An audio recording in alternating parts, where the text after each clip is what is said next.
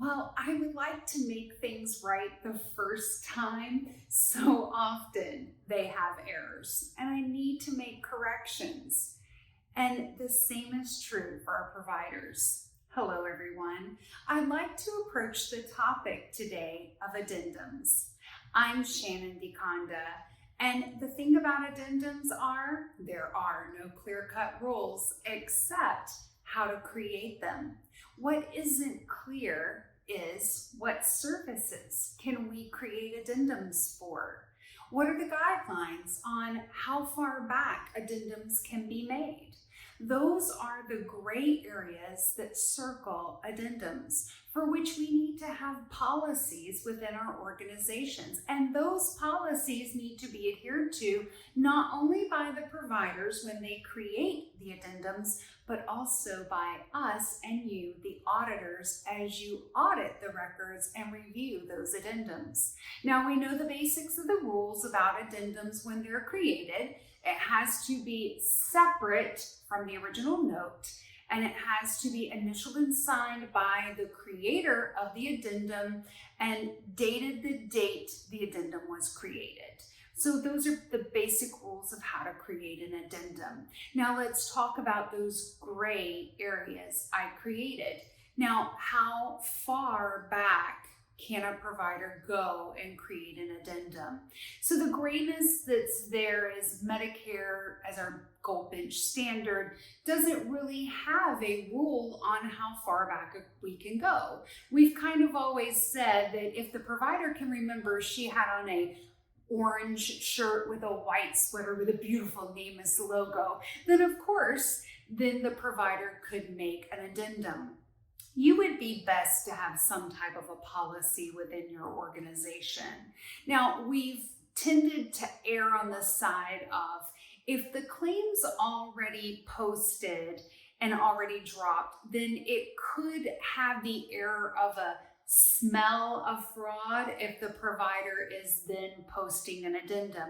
Now, I'm going to fix that a little bit. Look, if it's a flagrant error, it still needs to be corrected.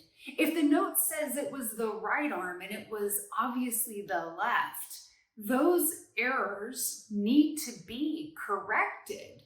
But if the provider maybe forgot to document work that was performed and we're querying the provider to find out if there was work that was performed or if they failed to document a consent on a telehealth visit or time on something, then those types of errors of omission, those should be in your policy to not be queried of the provider after the claim has dropped.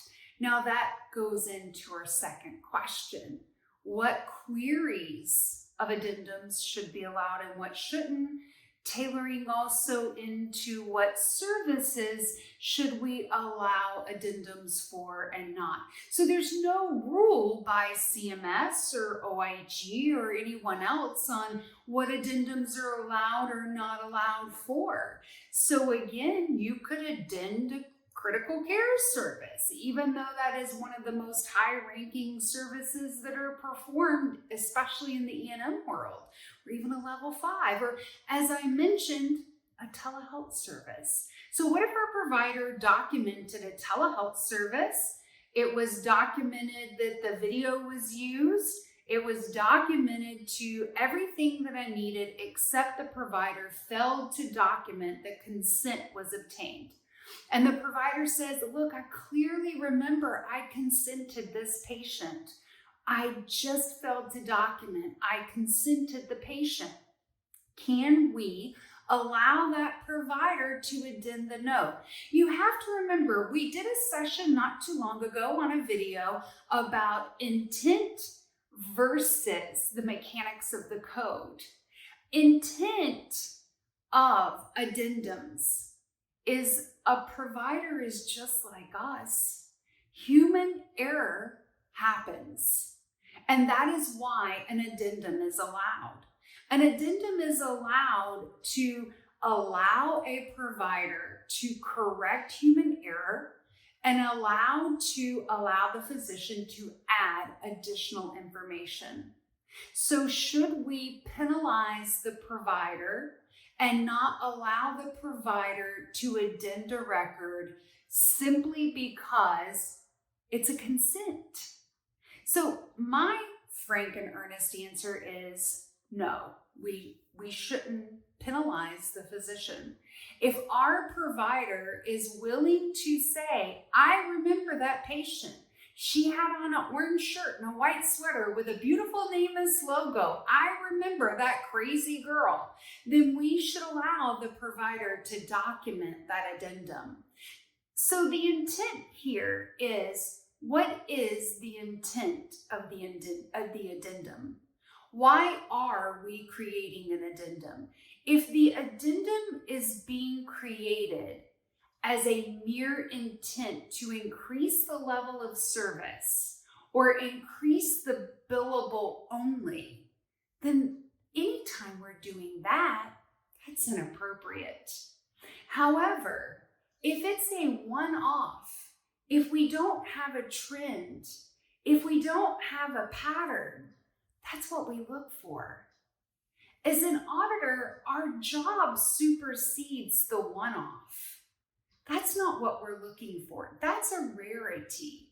We're looking for trends and patterns. You'll notice that a lot of our cohorts are turning into analysts, or their jobs are called analysts now. That's because of the trends and the patterns, like math's becoming part of our jobs in some ways, looking at data, but also because it's trends and patterns. What's your trend and pattern with your physician with addendums? Are there more addendums than there aren't, or is it a one-off? So the next time you see an addendum, ask yourself about that provider. Why was the addendum created? And how long after the date of service was the addendum created? And is this a one-off?